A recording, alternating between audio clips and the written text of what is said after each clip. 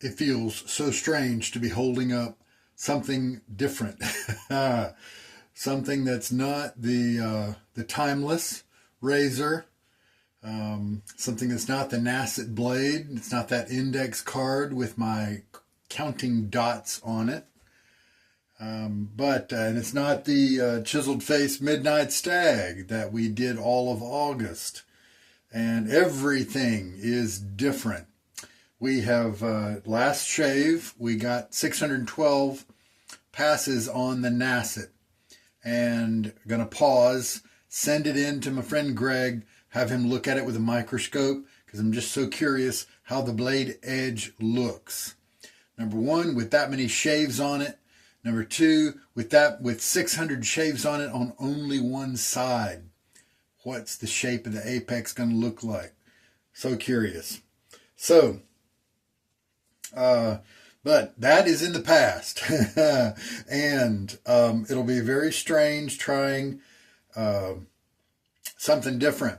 Now, I've told you guys, I try not to change my technique with an old blade versus any other blade for this very reason. Hopefully my muscle memory will stay the same and I won't be pressing too hard with a nice fresh-ish blade and cause myself damage. I expect that to be the case, but you know, it's always a risk, right? You get used to something. All right, so this is different gear. As you can see, this is Proraso, the Italian famous soap. A lot of people know about it. It is not a super strong performer in terms of slickness, but it is popular. It is very cheap over in Europe, and it's definitely worth the money there. Even if you don't get top tier performance or anything close to it, it's so cheap that it's worth the money. By the time you import it over here to America, it starts to maybe lose some of its luster because it is just, there are other soaps that work better for roughly the same price. However, no matter what, I love the scent on this soap. This is that sandalwood type scent, and I love it, love it. So I'm going to keep this around. This is not the super formula. This is the old one, and I'll show you the inside of the soap in just a minute. It's all old and decrepit. Let's go look at the rest of the gear. This is a feather blade that has about 9 shaves on it or so. So for me, that's pretty young, right? We're going to put that inside of a Wolfman WR1. And this is my 46 gap solid bar razor. Speaking of this, the RazoRock Lupo, I was looking at that earlier tonight because a fellow shaver over on Wet Shaving, the Reddit sub, has 300 and something uses on his Gillette Platinum blade, if I recall right. And he's using a RazoRock Lupo. And that one was designed as RazoRock's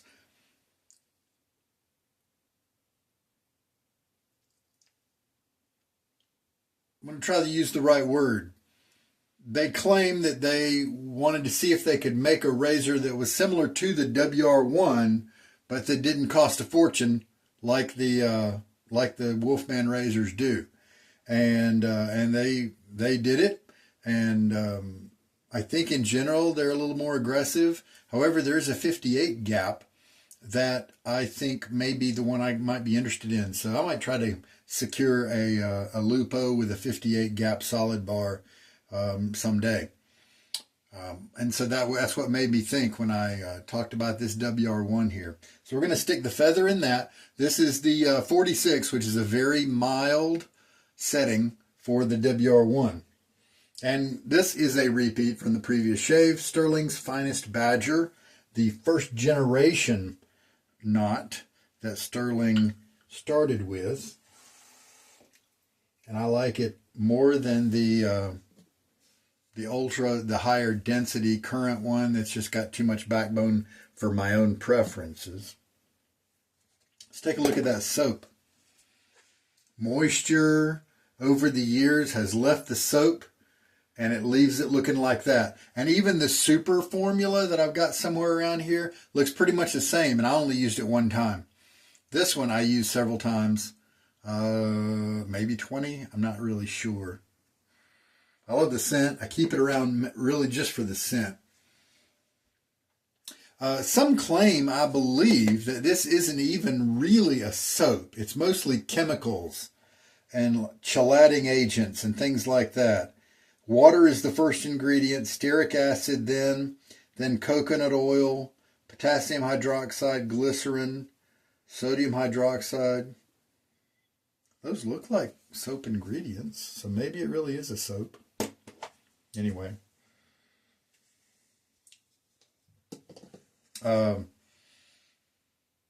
This one I ordered off Amazon in the very beginning of my shaving journey. I saw that it was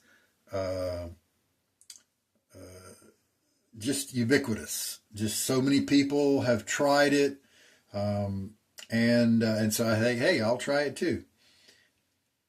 I think one of these I found at a discount store like Marshall's or TJ Maxx, Home Goods, something like that. There was a period where you could find boar brushes from Proraso and this Proraso soap, the tub soaps, as well as tubes of Proraso cream. You could find those in those discount stores for a while there. I do go to those stores every couple of months, and it's been a while. It's been several years since I've seen any of those types of shaving products in the store. So what is the goal for today? We're going to see if Proraso will work with the Slurry Lather method. That's today. I've checked so many soap bases. Pretty much everything works with the slurry method. A couple, you have to modify the method a little bit. Maybe load with a little more water or a little bit more time. And that's the only thing it takes. But first, let's get this blade in the razor. It has been such a long time.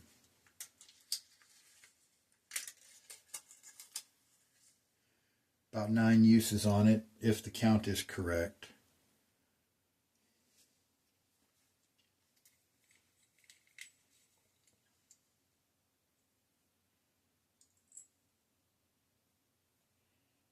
That's what the bottom of the Wolfman WR1 looks like. Wolfman on one side. And I'm sorry, I'm trying to let you read it without getting the glare. That was difficult to do. It's a very thin base plate, as you can see. One of the benefits of that is that it gets under your nose and in those kinds of places with ease. Also cuts down on the weight. So that is a pretty thin head design.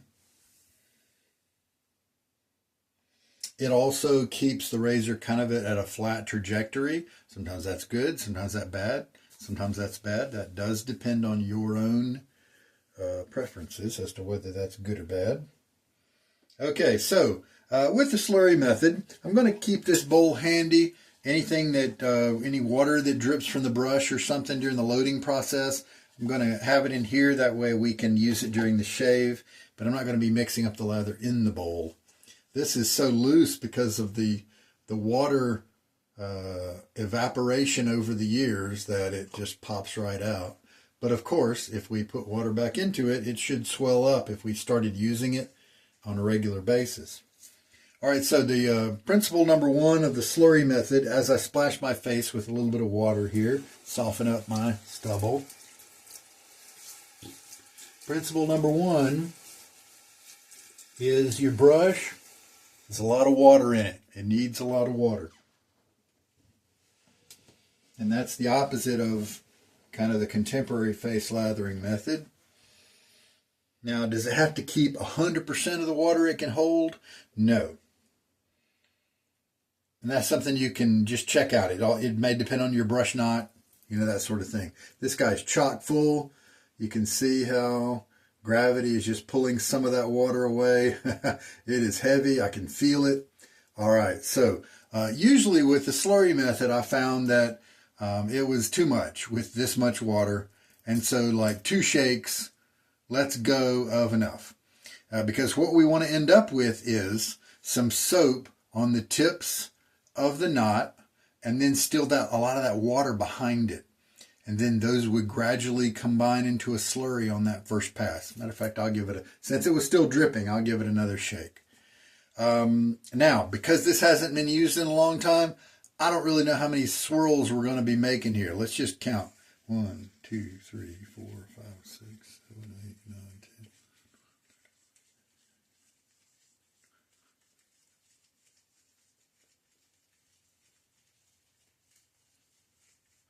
That was 40 swirls, and I kept going that way because you may not have been able to see, but the soap was rotating. A little bit of the water did get down below the soap level. I'm pouring that into my bowl. And then we have a little bit of the soap, maybe half a teaspoon that's in the bowl there. And then we have whatever soap was on the tips. Because the soap chunk moved around, I wasn't able to do a complete circle because I knew that would kind of be futile. Maybe I should have squeezed the tub. Maybe I should have done a little carving sliver and then pressed it down in the sides to keep it from moving around. But anyway, that's why I did so many swirls. But we still may not have been able to get enough soap on the brush. But we'll just see what happens. We can always adjust. So I'll start working. Yeah, see, nothing is starting up. So let's, if I squeeze the plastic, there we go.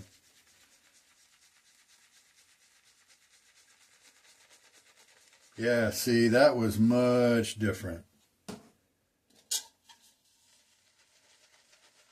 Yeah, see, look at that. It was because it was rotating.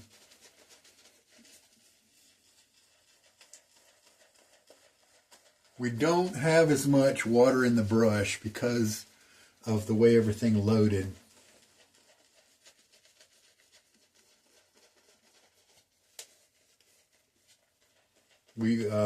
Another rule about the slurry method, or general rule, is you don't necessarily have to keep going and get that mature lather on your face. Because this, one of the strengths to the slurry method is the speed. If you want to take your time, then yeah, you can work that into a mature lather. You can just keep going. Because after all, you should have a good amount of water in your brush, and it'll then combine with the soap that's on the tips. So, here we go. It does feel very different. Very different.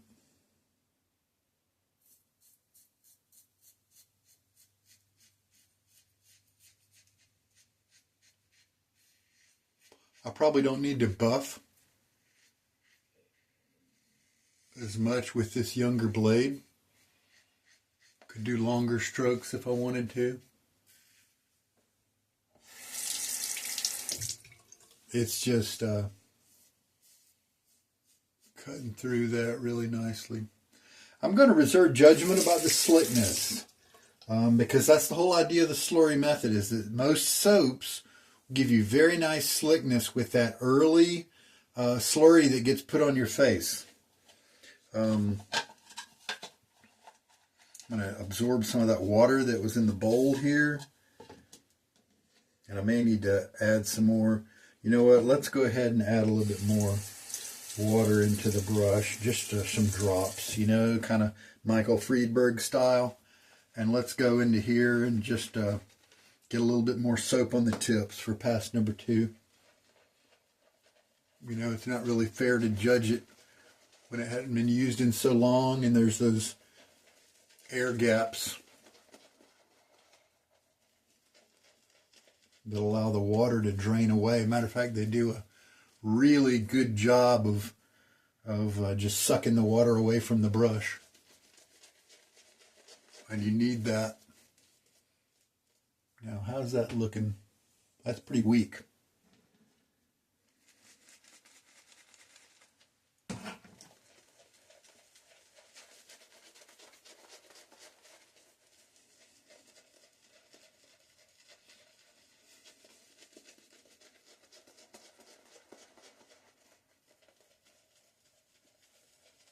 My understanding, at least as of several years ago, was that Proraso, oh, and that smell, man, that's so good.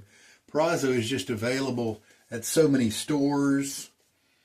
It's just so easy to pick up. Over here in America, we do not have very many brick and mortar stores that have our kind of shaving products that are around.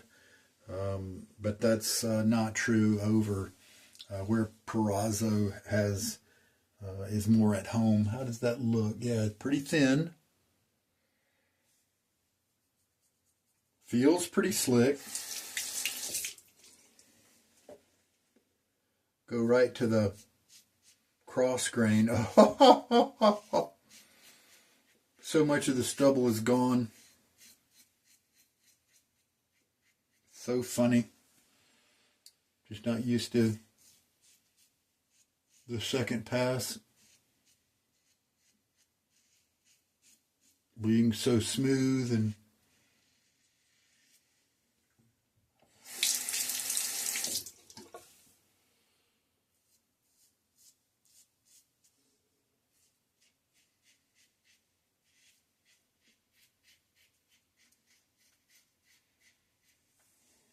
so yeah, it's not feeling super slick here.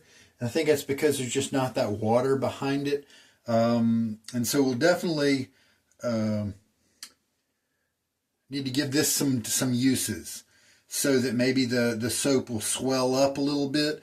I think this is a soap base that I don't want to just add a bunch of water to it and let it sit. I think that could mess with the chemical composition of the soap. But if I keep using it in a slurry method, then I think that's going to leave behind enough water to where it'll start to gradually kind of rehydrate the dryness there, because in a way the soap has cured over time as more of the water has left it. All right, so what I'm going to do is, let's just see if this gives me something mature on this third pass.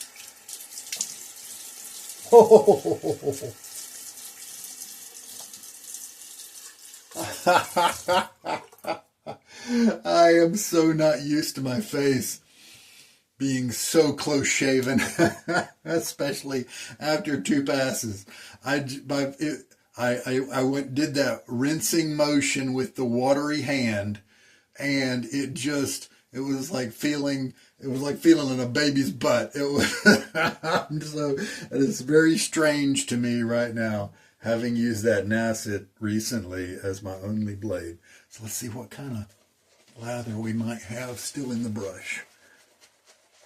What kind of soap? Do we have much soap in there? No, we really don't. Okay, so let's do a little experiment here.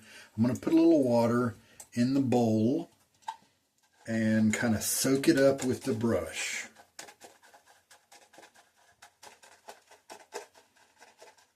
Okay, now there's water really not standing in there, so it should be in the brush now. Go back and do some loading.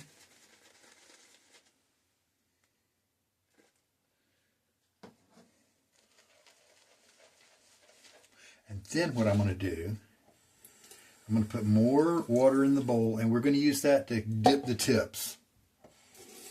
What I want to do is get a good amount of soap on the brush. And let's see what happens.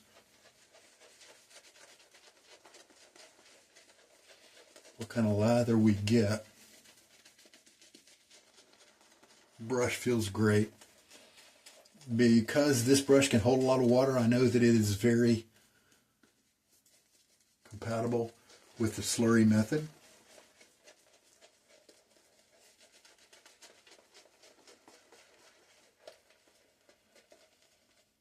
See, I'm not generating a ton of lather here. It's got a good bit of hydration to it. In the brush and stuff, Yeah,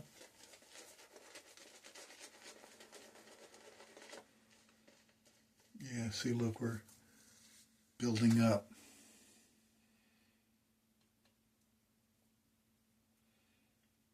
Yeah, that's that kind of coconut oil lather, the old school kind. Um, that when your thumb passes over and clears away an area, and you go back, there's less residual slickness on your fingers. In general, it does feel kind of slick, but then if you think about it kind of more deeply, as you know rub your fingers together, then you realize that it's kind of a watery kind of slickness.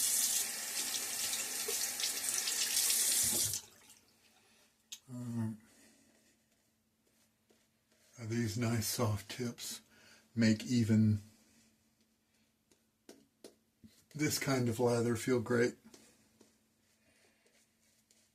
So we're not going to say that this is not a good slurry lather soap.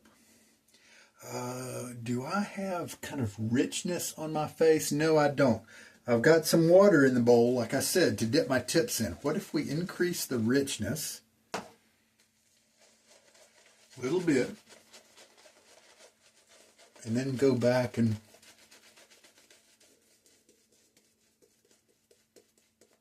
dip the tips?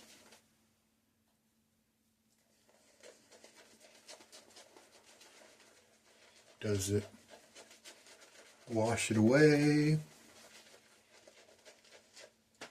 Kind of washed away this side, didn't it? Is it increasing in volume? Ah, yeah, see elsewhere on the brush there.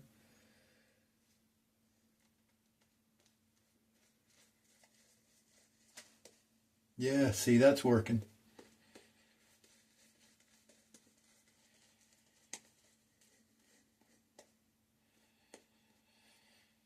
But as I said, man, the scent on this, if you like just kind of straight woody sandalwood, then this is one to put on your list to try. I can't remember if I made a note with maybe one time I tried the super formula that they came out with. If it, I think it was maybe an improvement in the soap base, but honestly, I don't think it was a big improvement if I'm remembering right. All right, so I don't even think I needed to do a third pass, but I mainly wanted to play with that lather a little bit. Right now, before we get too far, as you can see, that got kind of messy. Before anything dries, I'm going to wash away the suds and stuff. And so now I can cap it up, let that moisture in there, hopefully rehydrate the soap, and maybe start to get rid of those crevasses. Of course, next time what I could do is press down a little hard to press it in and fill in those things. That might be the best way to go. Okay, so third pass. And this is super comfortable. I barely feel the blade at all. Partly, in fact, because partly due to the low gap here. It's a sharp blade. Feather, of course, is a good one.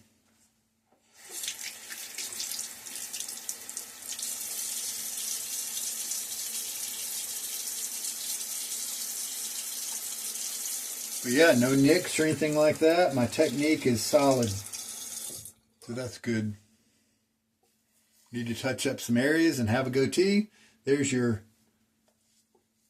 little touch-up amount of soap right on your goatee, waiting for you to use it. There we go. A baby's butt. Yes, it just felt so smooth.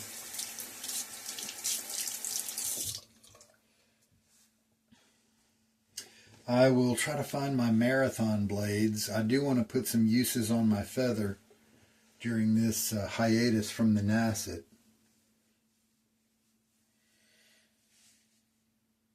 Yeah. All right.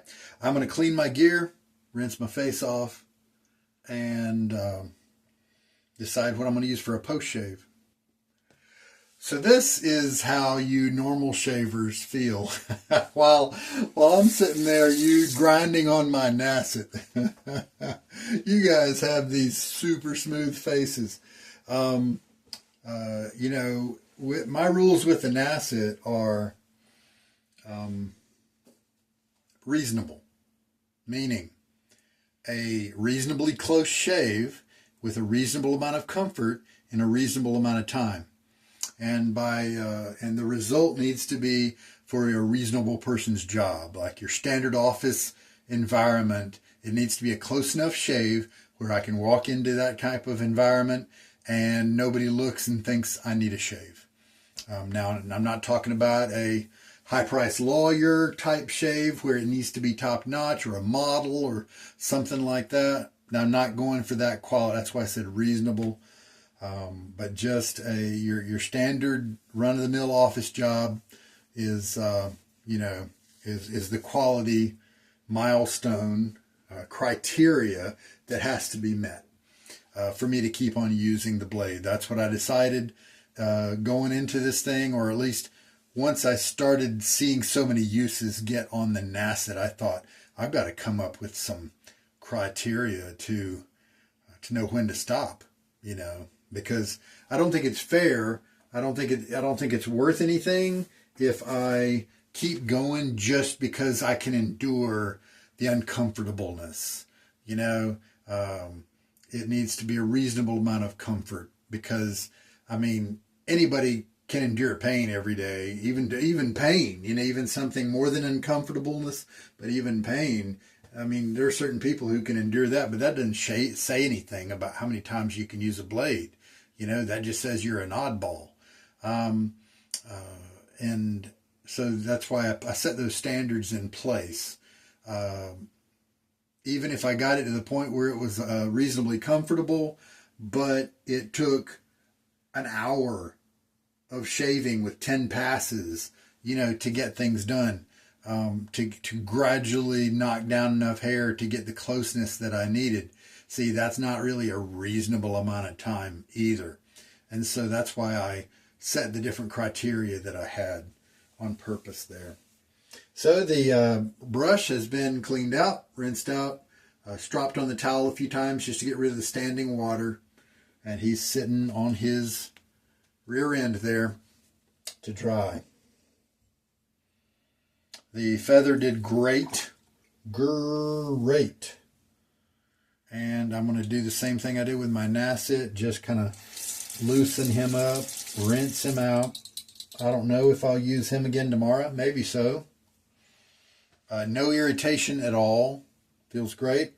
And let's use one of the balms that I went and grabbed from my collection, because I have had one Stirling balm that started to separate on me. Not really, but it changed consistencies.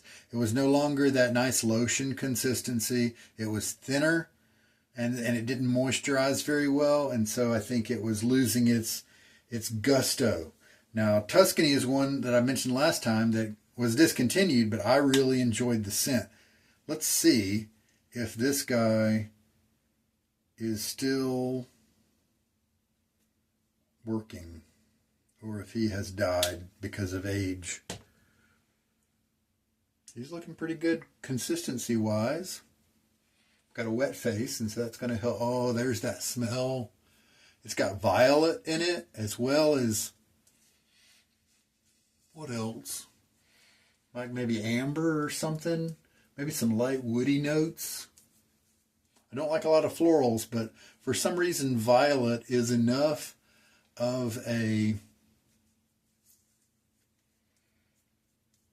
different type scent. It almost seems to be a floral combined with a fruit in a way. Or maybe this particular Tuscany here has some fruit mixed in with the violet.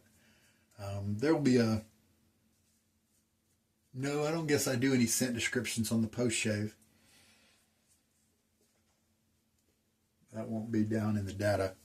Now, because with the balms, I take my my scratchy elbows, and I'll use a little bit of the balm at the last bit on my skin that way.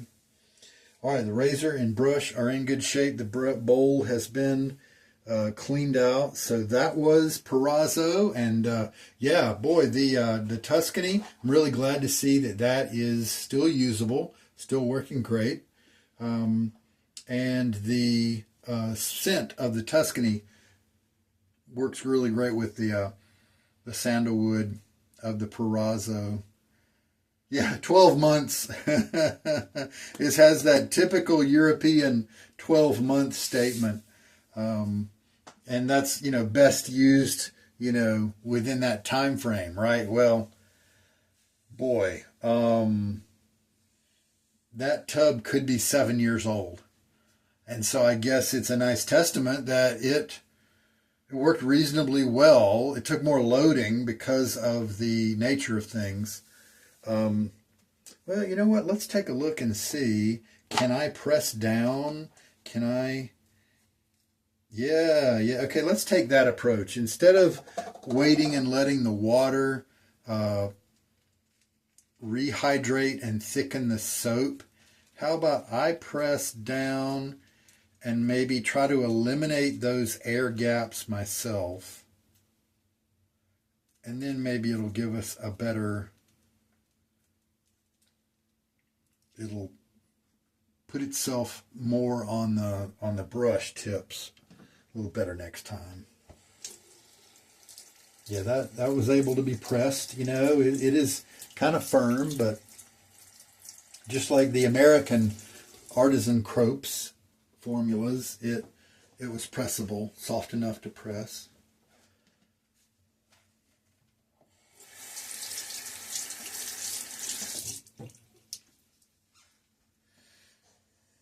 I was a little disappointed when I first bought it because I didn't know that this plastic was going to be so thin. When you just see it on the Amazon photos, you don't know how it's going to turn out. Whereas the Cella was nice. It was thicker, and especially once you screw on that little lid, boy, it's secure. Feels great and substantial. And this guy just kind of pops on like Tupperware, and he's not even, see, if you squeeze the sides, he pops open. I realize in a way that's an intended feature. It's an easy way to open the jar without having to try to pry it with your fingernails or something. But when it took me a little bit to adjust to it. A couple that I am looking forward to bringing to you in the near future are the Cella. This is the Buongiorno al Sandalo, a new formulation. I don't know, I think it's a new scent, but it may be a different, a more modern formulation, extra professional. And it's kind of an aluminum tin or some kind of metallic tin. Bought that maybe last year or something and have yet to try it out. I want to try it with a slurry method and just to try it out at all. It was really a toss-up between that. I love Cella, the traditional one, but now that this one seems to have kind of sandalwood elements, I'm like, oh, and then maybe a different formulation. Oh, there's all kinds of good reasons to try that one, but I mean, Proraso is just so well known and ubiquitous. I had to start the process of figuring out if Proraso was going to be slurry compatible. And it looks like it is. And then another one was Russian Leather from Wickham, 1912. That's a British company. It's a vegan base, and their scents are nice and strong. And they don't have a ton of them, but it's a pretty good vegan base. Not as great as the best, but pretty good. And I like the creativity of some of their scents. Traditional, some of them are, and